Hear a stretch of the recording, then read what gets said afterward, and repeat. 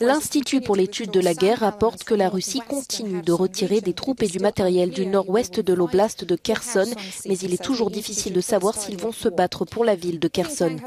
Le groupe de réflexion observe que les forces russes préparent toujours des positions de repli et de défense sur la rive gauche du fleuve Dnipro et au nord-ouest de la capitale administrative Kherson, tout en y transportant des forces mobilisées supplémentaires.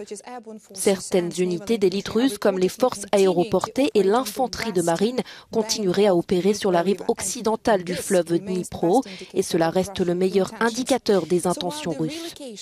Ainsi, si le déplacement de l'administration d'occupation de la région de Kherson vers Henichesk et Skadovsk, près de la frontière avec la Crimée, peut laisser penser que les forces russes se préparent à abandonner la ville de Kherson, il peut également indiquer qu'elles mettent en place les conditions d'un combat urbain.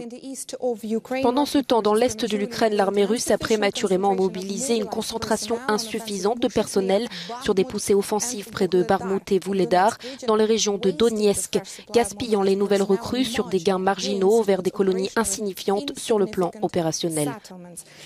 Toujours d'après l'Institut pour l'étude de la guerre, Moscou aurait probablement eu plus de succès dans ses attaques si elle avait attendu l'arrivée d'un nombre suffisant de mobilisés pour ramasser une force assez importante pour battre les Ukrainiens.